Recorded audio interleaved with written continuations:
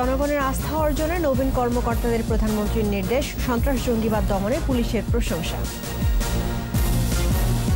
নতুন বছরে রোহিঙ্গা প্রত্যাবাসন শুরুর বিষয়ে আশাবাদী পররাষ্ট্রমন্ত্রী, ভাষান্তর নিয়ে বিদেশিদের অপপ্রচারের অভিযোগ।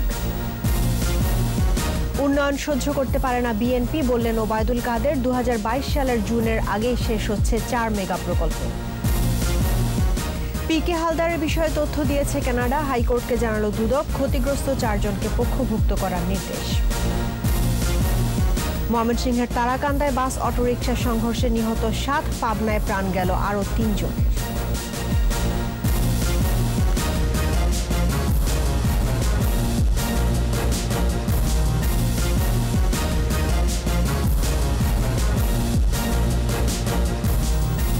শুনছিলেন ফার্স্ট সিকিউরিটি ইসলামী ব্যাংক লিমিটেড সংবাদ শিরোনাম। আমন্ত্রণ জানাচ্ছি সন্ধ্যা 7টার 21 সংবাদে। আপনাদের সঙ্গে আছি রাহনুমা রাহি।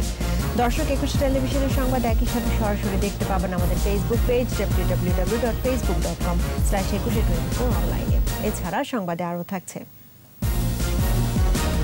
ভাগাড়ে পরিণত রাজধানীর বেশিরভাগ লেক খাল, দুর্গন্ধে অতিষ্ঠ জনজীবন, দূষিত পানিতে মরছে জলজ প্রাণী।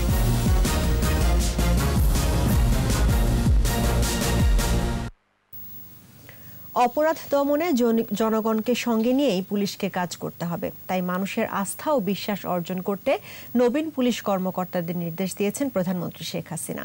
37তম বিসিএস এর পুলিশ কর্মকর্তাদের সমাপনী কুচকাওয়াজে ভার্চুয়ালি যোগ দেন প্রধানমন্ত্রী শেখ হাসিনা। এই সময় অপরাধের ধরন বদলে গেছে উল্লেখ করে পুলিশকে সময় উপযোগী আধুনিক বাহিনী হিসেবে গড়ে তোলার অঙ্গীকার করেন প্রধানমন্ত্রী। বিস্তারিত জানাচ্ছেন আকবর হোসেন সুমন। রাজশাহীর শারদায় বাংলাদেশ পুলিশ একাডেমিতে শিক্ষানবিশ সহকারী পুলিশ সুপারদের প্রশিক্ষণ সমাপনী কুচকাওয়াজ অনুষ্ঠান। এতে গণভবন থেকে ডিজিটাল প্ল্যাটফর্মে যুক্ত হন প্রধানমন্ত্রী Sheikh Hasina.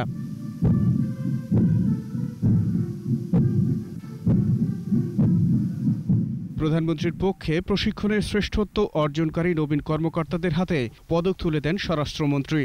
Best field performer award অর্জন করেছেন। পরে 37তম বিসিএস এর নবীন পুলিশ কর্মকর্তাদের শপথ বাক্য পাঠ করান সিনিয়র কর্মকর্তারা। দেশের আইন শৃঙ্খলা রক্ষা। আনুষ্ঠানিকতা শেষে স্বাগত বক্তব্য রাখেন প্রধানমন্ত্রী। সন্ত্রাস ও জঙ্গিবাদ দমনে পুলিশের প্রশংসা করে মানুষের আস্থা অর্জনের তাগিদ দেন তিনি। মানি লন্ডারিং, সাইবার ক্রাইম, মানব পাচার ইত্যাদি, এগুলো শুধু বাংলাদেশ না, এটা একটা বলতে গেলে একটা বৈশ্বিক ক্রাইম। এই ক্রাইম থেকে দেশকে রক্ষা করা, তাছাড়া সন্ত্রাস জঙ্গিবাদ দমন করা এবং মাদক যেটা আমাদের সমাজকে করে খাচ্ছে, সেখানে কিন্তু পুলিশ অনবদ্য ভূমিকা রেখে যাচ্ছে এবং এটাকে আরও দক্ষতার সাথে দমন করতে হবে। সময়ের সাথে সাথে অপরাধের ধরন বদলে গেছে উল্লেখ করে পুলিশের আধুনিকায়নে প্রয়োজনীয় পদক্ষেপ নেওয়ার নির্দেশ দেন প্রধানমন্ত্রী। পৃথিবী এগিয়ে যাচ্ছে, প্রযুক্তি বৃদ্ধি পাচ্ছে, ক্রাইমের ধরনটাও বদলে যাচ্ছে, কিন্তু তার সঙ্গে তাল মিলিয়েই আমাদের চলতে হবে। সেই জন্যই আমরা বিভিন্ন পদক্ষেপ হাতে নিয়েছি, পুলিশের যাতে আরও উন্নতি হয় এবং দেশের মানুষের নিরাপত্তার জন্য নিশ্চিত করতে পারি। আইনের শাসন প্রতিষ্ঠা ও মানুষের সেবা নিশ্চিত করার লক্ষ্য নিয়ে কাজ করতে নবীন কর্মকর্তাদের নির্দেশ দেন সরকার প্রধান। আমাদের মনে রাখতে হবে যে আইনের শাসন প্রতিষ্ঠা করা, মানুষের সেবা দেওয়া, মানুষের জীবন মান উন্নত করা, এটাই হচ্ছে আমাদের সবথেকে বেশি প্রয়োজন। তোমাদের শৃঙ্খলা, পেশাদারিত্ব, সততা এবং নৈতিক মূল্যবোধ নিয়ে চলতে হবে। সবসময় দেশের মানুষের পাশে থাকতে হবে, মানুষের সেবা করতে হবে। 2041-এর সৈনিক হিসেবে উল্লেখ করে তরুণ কর্মকর্তাদের দায়িত্বশীল ভূমিকা রাখার আহ্বান জানান প্রধানমন্ত্রী। মানুষের ভালোবাসা অর্জন করতে পারলে, আস্থা বিশ্বাস অর্জন করতে পারে, তো পুলিশ সংখ্যার প্রয়োজন হবে না। মানুষকে সাথে নিয়েই এদেশের যে কোনো অপরাধ দমন করা যাবে। আকবর হোসেন সুমন, 21 টেলিভিশন, ঢাকা। নতুন বছরে রোহিঙ্গা প্রত্যাবাসন শুরু হবে বলে আশা করছেন পররাষ্ট্রমন্ত্রী ডক্টর একে আব্দুল মোমেন। সংবাদ সম্মেলনে জানিয়েছেন, রোহিঙ্গাদের ফিরিয়ে নিতে মিয়ানমারকে চিঠি দেওয়া হয়েছে। পররাষ্ট্রমন্ত্রীর অভিযোগ, ভাষান্তর সম্পর্কে ভালোভাবে না জেনেই বিদেশি বিভিন্ন মহল মিথ্যাচার করছে। রিপোর্টে আরও জানাচ্ছেন মোহাম্মদ নুর নবী। দ্বিপাক্ষিক বহুপাক্ষিক উদ্যোগ শেষে আইনগত প্রক্রিয়ার পরও বাস্তুচ্যুত কোনো রোহিঙ্গাকে মিয়ানমারে ফেরত পাঠানো যায়নি। বারবার কথা দিয়েও কথা রাখেনি মিয়ানমার। শেষ পর্যায়ে এসে ভেস্তে গেছে সবকিছুই। সব মিলিয়ে 6 লাখ রোহিঙ্গার তালিকা দেওয়ার পর 28,000কে ভেরিফাই করেছে দেশটি। এই যখন অবস্থা, তখন গত বৃহস্পতিবার জাতিসংঘে মিয়ানমারের বিরুদ্ধে আনা একটি প্রস্তাবের পক্ষে ভোট দিয়েছে 132টি দেশ, বিপক্ষে 9টি এবং কৌশলগত কারণে ভোটদানে বিরত থেকেছে 26টি দেশ। এসব দেশকে আবারও চিঠি লিখে রোহিঙ্গাদের প্রত্যাবাসনের চাপ দেওয়ার অনুরোধ জানিয়েছে পররাষ্ট্র মন্ত্রণালয়। এমনকি মিয়ানমারকেও প্রতিশ্রুতি রক্ষার অনুরোধ জানিয়ে চিঠি দেওয়া হয়েছে। আমরা প্রত্যেকটা চিঠি দিয়েছি। আমি পররাষ্ট্রমন্ত্রী হিসাবে আমরা আজকেই পাঠিয়েছি, যারা আমাদের সপক্ষে দিয়েছেন কিংবা বিপক্ষেও দিয়েছেন তাদের সবাইকে একটা পত্র পাঠিয়েছি। আমি আমার কাউন্টার পার্ট মায়ানমার ওনাকে বলেছি যে নতুন বছরে আপনার অভিনন্দন, শুভেচ্ছা, আর সেই সাথে আমরা চাই যে এই প্রসেসটা চালু হোক। এগুলো লোকগুলো না নিলে অশান্তি হওয়ার সম্ভাবনা, আর অশান্তি হলে সবার জন্যে মুশকিল। স্বেচ্ছায় রোহিঙ্গারা ভাসান চলে যাচ্ছে, তবে বিষয়টি নিয়ে অপপ্রচার চলছে বলে অভিযোগ মন্ত্রীর। কারণ আমাদের উদ্দেশ্য ওখানে নিয়ে যাওয়া না, আমাদের উদ্দেশ্য যে তারা they should go back to Myanmar. We are trying our best. তো সেইটা নিয়ে একটা নেতিবাচক প্রচারণা বিদেশে হচ্ছে। দুনিয়ার সব মাতব্বররা যারা আমাদের খালি উপদেশ দেন, আমাদের বলে আপনারা নেন, তারা তো কেউ অগ্রসরদের নেন নাই। They have a responsibility. এদিকে চীনের মধ্যস্থতায় বাংলাদেশ মিয়ানমার ত্রিপাক্ষিক বৈঠকেরও প্রস্তুতি চলছে। প্রত্যাবাসন ইস্যুতে জাপানও কাজ করছে বলেই জানান পররাষ্ট্রমন্ত্রী। চীন এইটার মেজর উদ্যোক্তা, তারা এর উপরে লেগেই আছে। দে আর ওয়ার্কিং অন ইট। আমরা নতুন ডেট আমরা সবসময় রেডি। মোহাম্মদ নুরুন নবী, 21 টেলিভিশন, ঢাকা।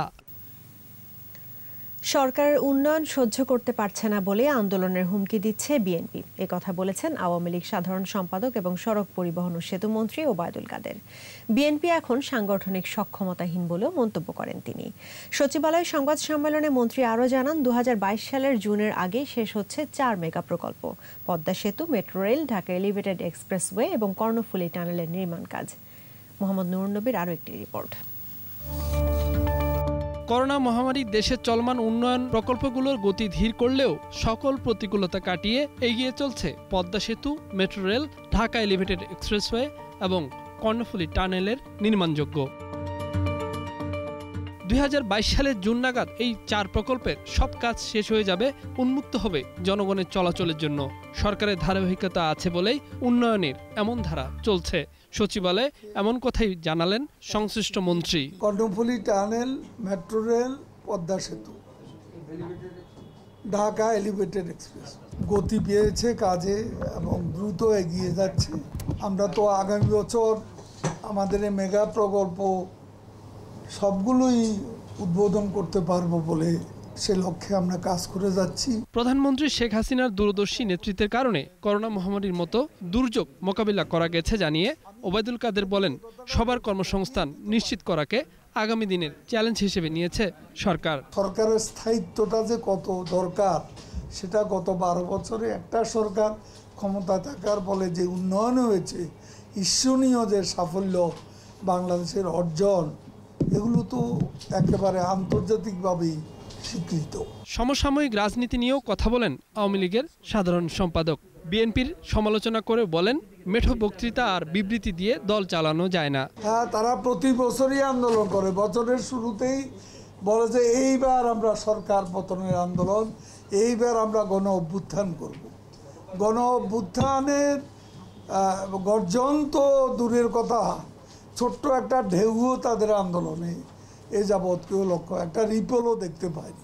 স্থানীয় সরকার নির্বাচনে দলের নির্দেশ অমান্যকারীরা জয়ী হলেও তাদের আর ফিরিয়ে নেওয়া হবে না বলেও জানান ওবায়দুল কাদের। নিজেদের লোককে ছাড় দিলে তো এটা আরও দুর্নীতি বলুন, অনিয়ম বলুন, সেগুলোর আরও বিস্তার ঘটবে। মোহাম্মদ নুরুন নবী, 21 টেলিভিশন, ঢাকা। পিকে হালদারের বিষয়ে কানাডা সরকার সুনির্দিষ্ট তথ্য দিয়েছে বলে হাইকোর্টকে জানিয়েছে দুদক। অর্থ পাচার মামলায় সাবেক প্রধান বিচারপতির মেয়ে নাশিদ কামাল সহ ক্ষতিগ্রস্ত 4 আমানতকারীকে পক্ষভুক্ত করার নির্দেশ দিয়েছেন হাইকোর্ট। এই মামলার পরবর্তী শুনানি 5 জানুয়ারি। শাকের আরজুর রিপোর্ট। ব্যাংকপাড়ার আলোচিত ব্যক্তি প্রশান্ত কুমার হালদার, যিনি পিকে হালদার নামেই পরিচিত, তার প্রতিষ্ঠানে অর্থ জমা দিয়ে প্রতারণার শিকার হননি এমন লোকের সংখ্যাও কম নয়। পিকে হালদারের পিপলস লিজিংয়ে প্রতারণার শিকার ক্ষতিগ্রস্ত 4 আমানতকারী রোববার হাইকোর্টে জবানবন্দি দিয়েছেন। এর মধ্যে রয়েছেন সাবেক প্রধান বিচারপতির মেয়ে, একজন বীর মুক্তিযোদ্ধা ও একজন ক্যান্সারে আক্রান্ত রোগী। সকলেই অর্থ ফেরত চান। মুস্তাফা জামান আব্বাসী আমার চাচা, ওনার একটা বড় অ্যামাউন্ট এখানে আছে। আব্বাসউদ্দিন আহমেদ সাহেবের বাসাটা বিক্রি করে উনি যেটা পেয়েছিলেন, আমরা আমাদের আমানত ফেরত চাই। আমার বৃদ্ধ মায়ের চিকিৎসার জন্য এই টাকাটা আমি আমানত হিসেবে রেখেছিলাম। আমি আমার টাকা চাই, আমার মরণোত্তর খেতাব চাই না। তো আমার প্যানক্রিয়াসের যে ক্যান্সার, তা এটার জন্য আমি কোনো রকম চিকিৎসা করাতে পারতেছি না, তাহলে এই চিকিৎসা খরচাটা কে দিবে? এদিকে দুদকের আইনজীবী হাইকোর্টকে লিখিতভাবে জানিয়েছে, ইন্টারপোলের ওয়ারেন্টভুক্ত পিকে হালদারের বিষয়ে সুনির্দিষ্ট কিছু তথ্য দিয়েছে কানাডা। কানাডায় পিকে হালদারের ভাই ও তার প্রতিষ্ঠানের খোঁজ পাওয়া গেছে বলেও উল্লেখ করে দুদক। আমাকে নির্দেশ দেওয়া হয়েছে, আপনি ওই সেগুলোর কথাগুলি এফিডেভিট আকারে আপনি এটা দাখিল করে দেন, এটা আগামী পরশু দিন আমার লিস্টে আসবে। তার যে কোম্পানির অ্যাড্রেস পাওয়া গিয়েছে, সে কোম্পানির অ্যাড্রেসটার নাম, অ্যাড্রেস, ইভেন কি তার ভাইয়ের ড্রাইভিং লাইসেন্সের নাম্বারও পাওয়া গেছে, সেটা আমরা কোর্টে আজকে দাখিল করি। এদিকে পিকে হালদারকে গ্রেফতারের বিষয়ে ইন্টারপোল রেড অ্যালার্ট জারি করতে প্রয়োজনীয় কাগজপত্র চেয়েছে এনসিবি। ওদের ছবি, ফিঙ্গারপ্রিন্ট যদি থাকে, এই সমস্ত কাগজপত্রগুলো ওনারা এনসিবি চেয়েছে এবং দুদকের পক্ষ থেকে বলা হয়েছে ওনারা সর্বশেষ 29/12-তে এই সমস্ত কাগজপত্র জমা দিয়েছেন। প্রায় 3.5 কোটি টাকা নিয়ে দেশ থেকে পালিয়ে যাওয়ার পর পিকে হালদারের কিছু সম্পত্তি ক্রোক করার নির্দেশ দেয় আদালত। দেশে ফেরা মাত্রই তাকে গ্রেফতারের হাইকোর্টের নির্দেশও রয়েছে। শাকেরা আরজু, 21 টেলিভিশন, ঢাকা। দূষণ আক্রান্ত রাজধানীর লেক খালের বেশিরভাগই এখন ভাগাড়ে পরিণত। নেই পানি নিষ্কাশনের ব্যবস্থা। তার উপর সুয়ারেজের লাইন এসে মিলেছে লেকগুলোতে। দূষিত পানির কারণে মরে যাচ্ছে জলজ প্রাণী। আবদ্ধ পানিতে জন্ম নিচ্ছে মশা। দুর্গন্ধে অতিষ্ঠ আশেপাশের মানুষ। পরিবেশবাদীরা বলছেন, দ্রুত ব্যবস্থা না নিলে জীবনঘাতী হয়ে উঠবে রাজধানীর লেক খাল। মইনুল হোসেন মাসুদের ক্যামেরায় আদিত্য মামুনের রিপোর্ট। মুক্ত আর খোলা জায়গা পেলেই সেখানে সকাল বিকাল হাঁটতে আসেন অনেকেই। অবসর কাটাতেও লেক পাড়ে থাকে মানুষের সমাগম। তবে লেকের পানি পরিবেশ ও জীবন বান্ধব নয়, নানা কারণে হয়ে উঠছে দূষিত, বিষাক্ত। ধানমন্ডি লেকের নান্দনিক সৌন্দর্য টানে সব বয়সী মানুষকে। ময়লার স্তূপে দিন দিন রূপলাবণ্য হারাচ্ছে লেক। প্রবাহ না থাকায় পানিতে জন্ম নিচ্ছে ডেঙ্গু, চিকুনগুনিয়া সহ নানা রোগের জীবাণু। কাছাকাছি চিত্র গুলশান লেকেরও। দেখে মনে হয় লেকের নিজস্ব কোনো পানি নেই। চারদিক থেকে নর্দমা যেন লেকে বিষ ঢালছে। কোথাও কোথাও লেকের উপর দাঁড়িয়ে আছে বহুতল ভবন। কিছুটা ভালো হাতের ঝিল, তবে পানি দূষণ থেকে মুক্ত নয়। দূষণ আর দখল আছে খালগুলোতে। দেখে বোঝার উপায় নেই কখনো এইসব খালে ছিল জলের প্রবাহ।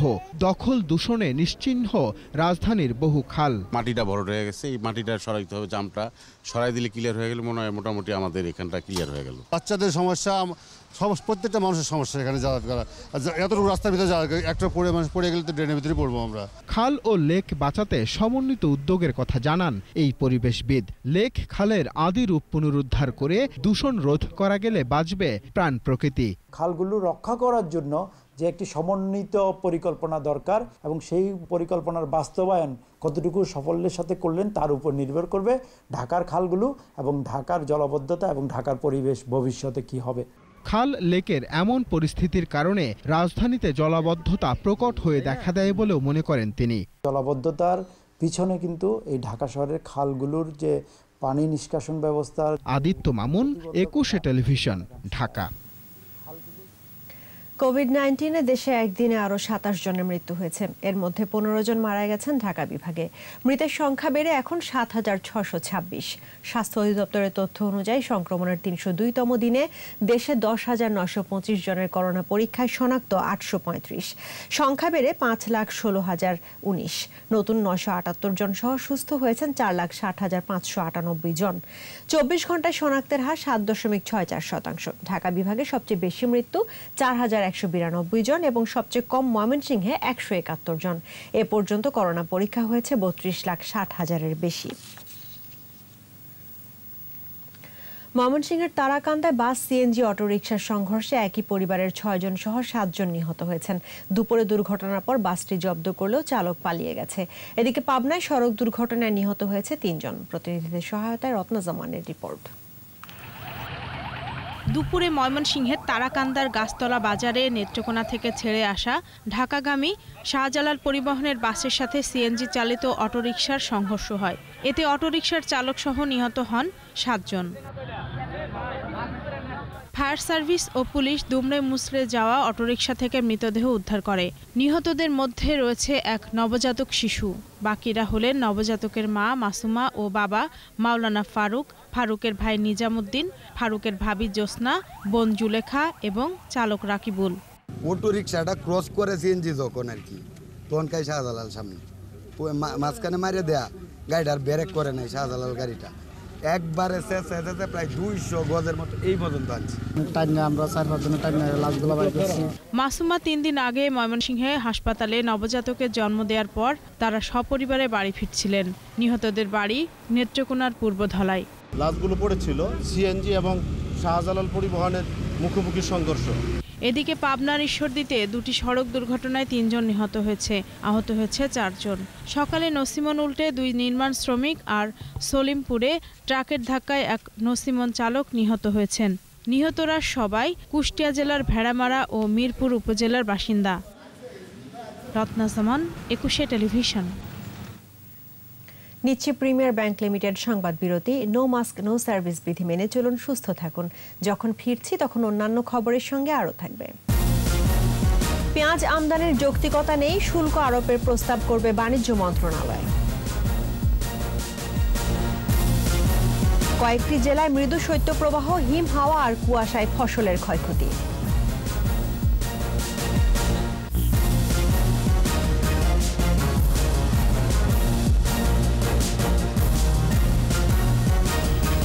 আবারও আমন্ত্রণ সন্ধ্যা 7টার 21 সংবাদে। লোভ ও প্রলোভনের ঊর্ধ্বে উঠে দেশের জন্য কাজ করলেই বঙ্গবন্ধুকে সম্মান জানানো হবে বলে মন্তব্য করেছেন প্রধানমন্ত্রী জ্বালানি উপদেষ্টা তৌফিক ইলাহি চৌধুরী। পরিবেশ, বন ও জলবায়ু পরিবর্তন মন্ত্রণালয় আয়োজিত ওয়েবিনারে নতুন প্রজন্মকে বঙ্গবন্ধু জীবন দর্শন সম্পর্কে সুষ্ঠুভাবে জানানোর তাগিদ দেন বক্তারা। আদিত্য মামুনের আরও একটি রিপোর্ট।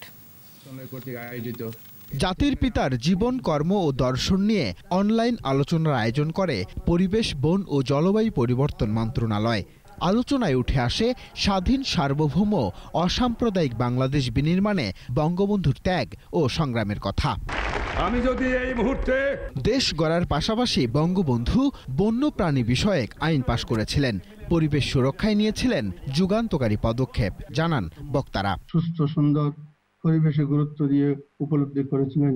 আলোচনায় পরিবেশ, বন ও জলবায়ু মন্ত্রী তুলে ধরেন বঙ্গবন্ধুর বর্ণাঢ্য রাজনৈতিক জীবনের নানা দিক।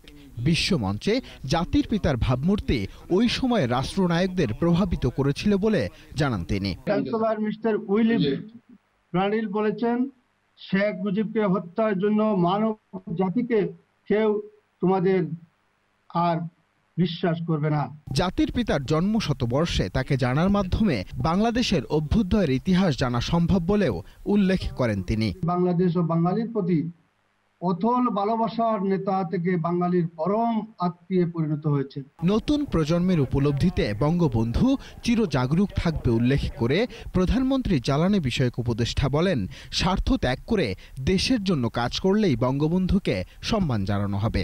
যেমন বঙ্গবন্ধু আমাদেরকে শিখিয়ে গিয়েছিলেন একটা সাধারণ সাদামাটা জীবন, সেভাবে যেন আমরা একটা আত্মোপলব্ধির জন্য এবং জীবনের মূল্যবোধের অনুসন্ধানে আমরা যেন আমরা নিজেরা জীবনকে অতিবাহিত করি। ধ্বংসযজ্ঞে দাঁড়িয়ে বঙ্গবন্ধু যে দেশ দিয়ে গেছেন তার যত্ন আগামীর প্রজন্মকে নিতে হবে বলেও উল্লেখ করেন তৌফিক ইলাহি চৌধুরী। পরিসংখ্যান তো যথেষ্ট, কিন্তু পরিসংখ্যানের ছাড়া একটু উপলব্ধির মধ্যে আনতে হবে বঙ্গবন্ধুকে। আদিত্য মামুন, 21 টেলিভিশন, ঢাকা। বর্ণাঢ্য আয়োজনে স্বাধীনতার সুবর্ণ জয়ন্তী উদযাপন করবে সরকার। সংবাদ সম্মেলনে মুক্তিযুদ্ধমন্ত্রী জানিয়েছেন 26 মার্চ শুরু হবে অনুষ্ঠান।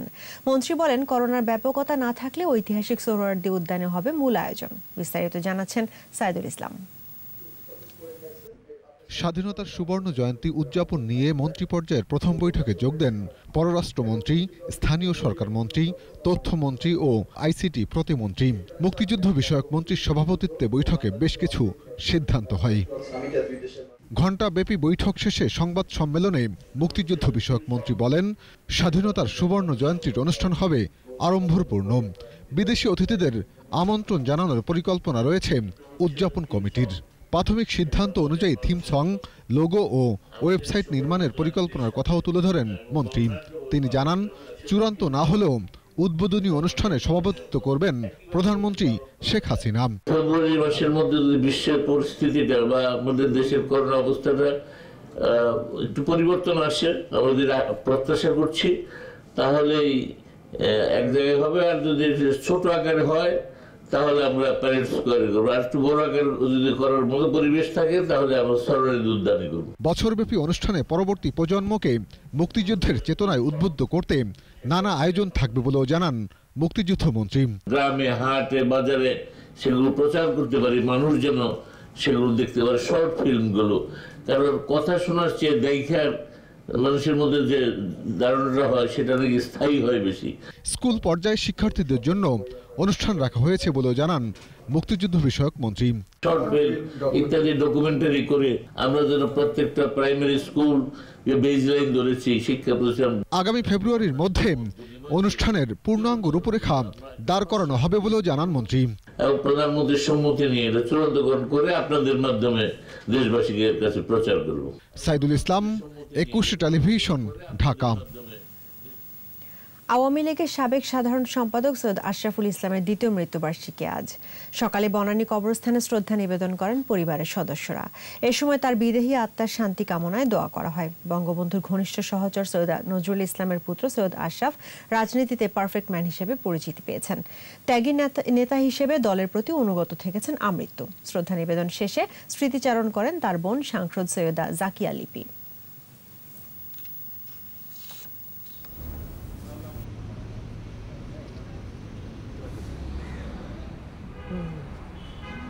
আমার ভাই সৈয়দ আশরাফুল ইসলাম সৎ এবং আদর্শের রাজনীতি করে গেছেন এবং আমার আগামী প্রজন্মের কাছে এটাই আবেদন থাকবে যে আমার ভাই সৈয়দ আশরাফুল ইসলামের জীবন থেকে শিক্ষা নিয়ে যেন সৎ এবং আদর্শের রাজনীতি করে। ভরা মৌসুমে কৃষক যাতে পেঁয়াজের ন্যায্য দাম পায় সেজন্য আমদানিতে শুল্ক আরোপ করতে জাতীয় রাজস্ব বোর্ডের কাছে প্রস্তাব করবে বাণিজ্য মন্ত্রণালয়। সংবাদ সম্মেলনে বাণিজ্যমন্ত্রী টিপু মুনশি জানান, মার্চে দেশে উৎপাদিত পেঁয়াজ বাজারে চলে আসবে। এ অবস্থায় আমদানির কোনো যৌক্তিকতা নেই। মন্ত্রী বলেন, বিশ্ব বাণিজ্য সংস্থার অধীনে থাকায় আমদানি পুরোপুরি বন্ধ করা যাবে না ঠিকই, কিন্তু কোনো অবস্থাতেই কৃষককে ক্ষতিগ্রস্ত করা যাবে না। সেপ্টেম্বর অক্টোবরে পেঁয়াজের সংকট হয় উল্লেখ করে জানান, জুন জুলাইয়ে উৎপাদন করা যায় এমন জাত আনা হবে। পাউডার অথবা ক্রাশ পেঁয়াজ যে ফ্রোজেন করে রাখা যায়, সেটা যদি আমাদের দেশে প্রিজার্ভ করে রাখা যায় তাহলেও কিছুটা হলেও সেই সময় ক্রাইসিসের সময়তে, কেননা কোনো অবস্থায় 8-9 লক্ষ টন আমাদের যে এক বছরে বা অ্যাটলিস্ট খুব ভালো যদি পজিটিভলি আগানো যায় হয়তো 3 বছরে আমরা কাছাকাছি পৌঁছে যাব। পর্যটন খাতকে টিকিয়ে রাখতে বাংলাদেশ পর্যটন কর্পোরেশনকে আরও আধুনিক করতে হবে বলে মন্তব্য করেছেন বেসামরিক বিমান পরিবহন ও পর্যটন প্রতিমন্ত্রী মাহবুব আলী। সকালে রাজধানীর আগারগাঁও 13 তলা পর্যটন ভবনে রুফটপ রেস্টুরেন্টের উদ্বোধনী অনুষ্ঠানে প্রতিমন্ত্রী বলেন, দেশি বিদেশি পর্যটকদের মৌলিক চাহিদার একটি অংশ খাবার, তাই মানসম্মত খাবার পরিবেশন করা বড় চ্যালেঞ্জ। পর্যটকদের ধরে রাখতে পর্যটন শিল্পের বিকাশ ঘটানো ছাড়া আর কোনো পথ নেই বলেও এ সময় মন্তব্য করেন তিনি। পরে রেস্টুরেন্টের উদ্বোধন করেন প্রতিমন্ত্রী।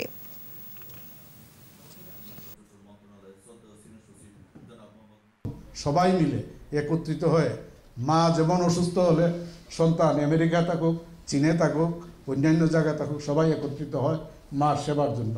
আমাদের এই দেশ প্রিয় মাতৃভূমি, আমরা এটাকে সামনের দিকে এগিয়ে নিয়ে যেতে হবে। আমাদের পর্যটনকে নির্দিষ্ট গন্তব্যে পৌঁছানোর জন্য সবার সহযোগিতা হাত সম্প্রসারিত করবেন।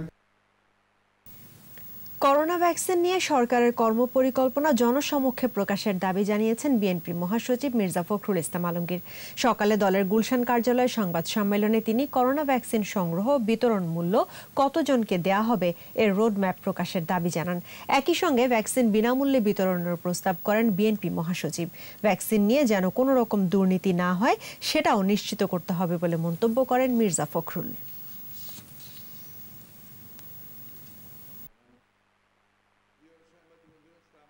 ভারতের সিরাম ইনস্টিটিউট অফ ইন্ডিয়া তাদের কাছ থেকে সংগ্রহ করা হবে, অর্থাৎ এটা তৈরি করা হবে সিরাম ইনস্টিটিউটে, এই অ্যাস্ট্রাজেনেকাটা সেখান থেকে আবার বাংলাদেশ নেবে এবং সেটাও নিচ্ছে একটা বেসরকারি ফার্মাসিউটিক্যাল কোম্পানির কাছ থেকে, অর্থাৎ ভ্যাকসিনকো ফার্মাসিউটিক্যাল মাধ্যমে সেটা সংগ্রহ করা হচ্ছে। বুড়িগঙ্গার পানি দূষণে কেরানীগঞ্জে 30টি অবৈধ ওয়াশিং প্ল্যান্টের বিরুদ্ধে মামলা করতে নির্দেশ দিয়েছেন হাইকোর্ট।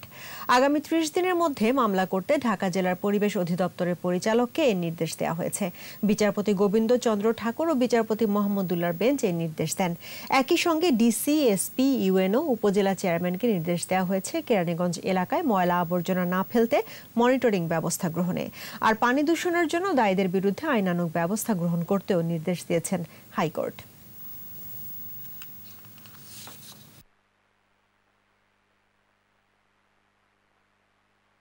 ওই 30টি ওয়াশিং প্ল্যান্টের মধ্যে আগামী 30 দিনের মধ্যে পরিবেশ আইনে তাদের বিরুদ্ধে মামলা দায়ের করার জন্য নির্দেশ দিয়েছেন ঢাকার পরিবেশ অধিদপ্তরের পরিচালককে। চট্টগ্রামের হাটহাজারীতে একটি হত্যা মামলা আপোস করার অপরাধে মামলার বাদী বিপ্লব খাস্তগীরের বিরুদ্ধে মামলা করার নির্দেশ দিয়েছেন হাইকোর্ট। বিচারপতি জাহাঙ্গীর হোসেন ও বিচারপতি বদরুজ্জামানের বেঞ্চে নির্দেশ দেন। 2015 সালে রমানন্দ পালিকে হত্যা করা হয়। সে সময় তার জামাতা বিপ্লব খাস্তগীর বাদী হয়ে একটি হত্যা মামলা দায়ের করেন। পরে বাদী আর্থিক লেনদেন করে যোগসাজশে আপোস করে মামলা প্রত্যাহার করার আবেদন করে। হত্যা মামলা আপোস করার এখতিয়ার বাদী পক্ষের নাই উল্লেখ করে হাইকোর্ট 2011 ধারায় মামলা করার আদেশ দেন।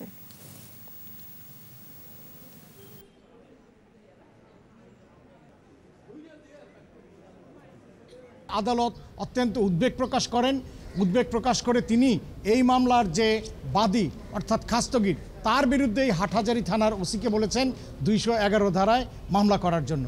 অর্থাৎ বিষয়টা দাঁড়ালো যে বাদী নিজেই এখন আইনের আওতায়। রংপুর বিভাগ সহ দেশের উত্তর পশ্চিম জনপদের বেশ কয়েকটি জেলায় বইছে মৃদু শৈত্যপ্রবাহ।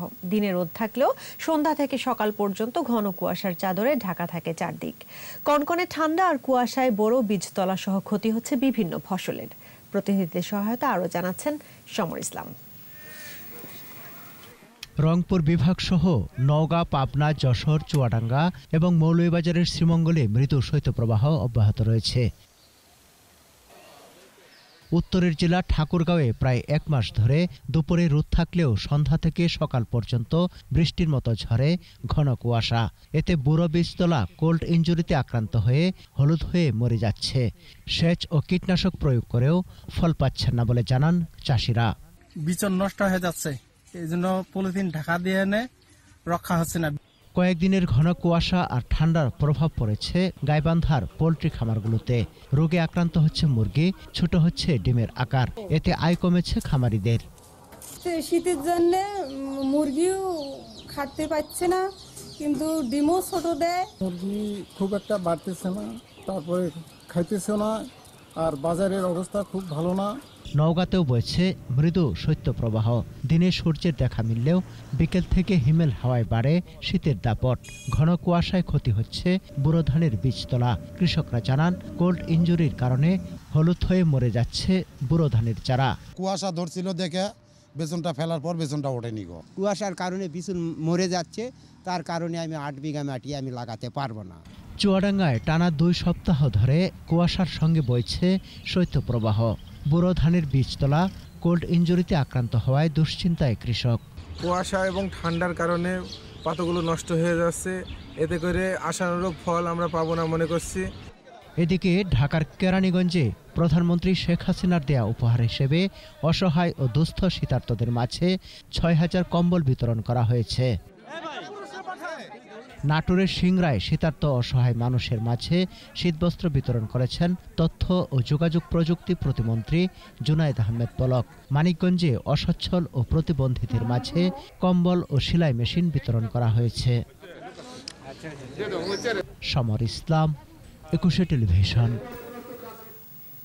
নিচ্ছি প্রিমিয়ার ব্যাংক লিমিটেড সংবাদ বিরতি। নো মাস্ক নো সার্ভিস বিধি মেনে চলুন, সুস্থ থাকুন। যখন ফিরছি তখন অন্যান্য খবরের সঙ্গে আরও থাকবে। করোনা কালেও কমেনি নারীর প্রতি সহিংসতা, প্রতি উপজেলায় ট্রাইব্যুনাল গঠনের পরামর্শ। ভারতে এবার নিজেদের তৈরি ভ্যাকসিন অনুমোদন, আগামী 1 মাসে যুক্তরাষ্ট্রে 1 লাখ মানুষের মৃত্যুর আশঙ্কা।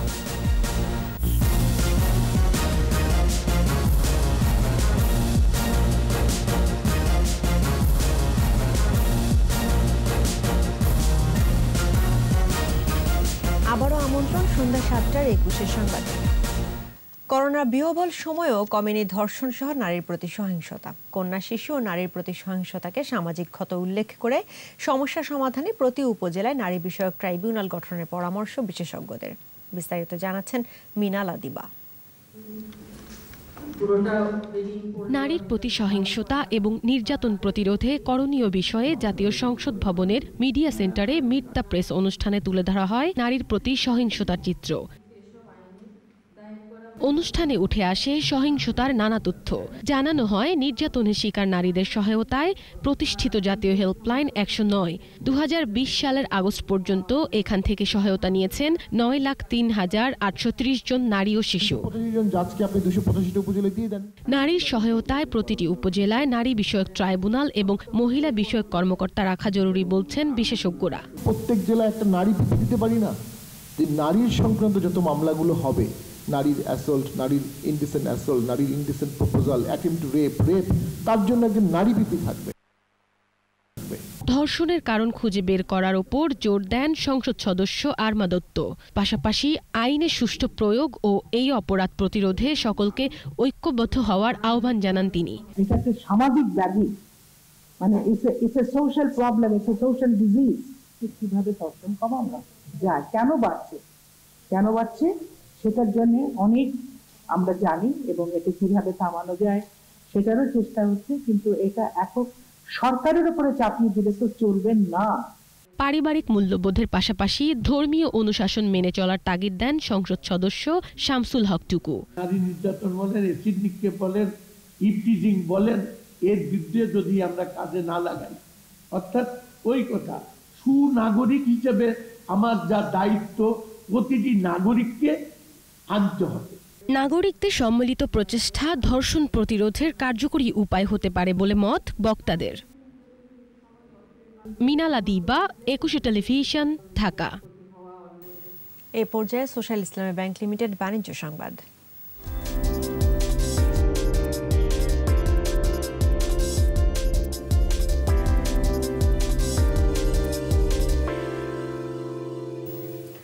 কার্বোনেটেড বেভারেজ ক্যাটাগরিতে টানা তৃতীয়বারের মতো বেস্ট ব্র্যান্ড অ্যাওয়ার্ড পেল স্পিড। রাজধানীতে এক অনুষ্ঠানে একথা জানায় স্পিড উৎপাদনকারী প্রতিষ্ঠান আকিজ ফুড অ্যান্ড বেভারেজ। দেশের অন্যতম বৃহৎ শিল্পগোষ্ঠী আকিজের এ পণ্য গেল 3 বছর ধরে বেস্ট ব্র্যান্ড অ্যাওয়ার্ডের স্বীকৃতি পেয়ে আসছে। পাশাপাশি ডিজিটাল মার্কেটিং অ্যাওয়ার্ডের 2টি ক্যাটাগরিতেও এবছর পুরস্কার জিতেছে স্পিড।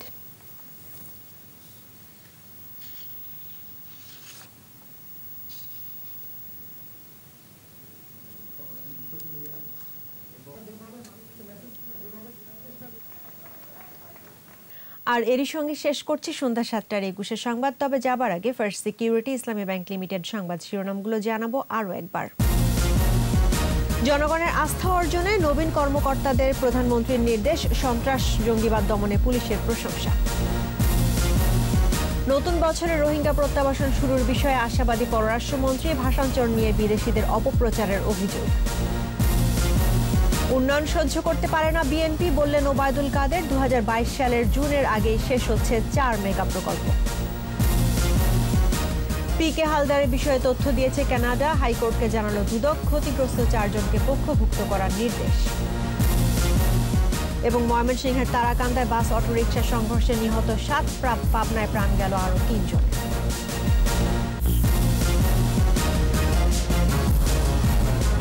দর্শক দর্শক, একুশের সর্বশেষ খবর জানতে ডায়াল করুন 2021 নম্বরে আর ভিজিট করুন ekushe-tv.com এই ওয়েবসাইটে।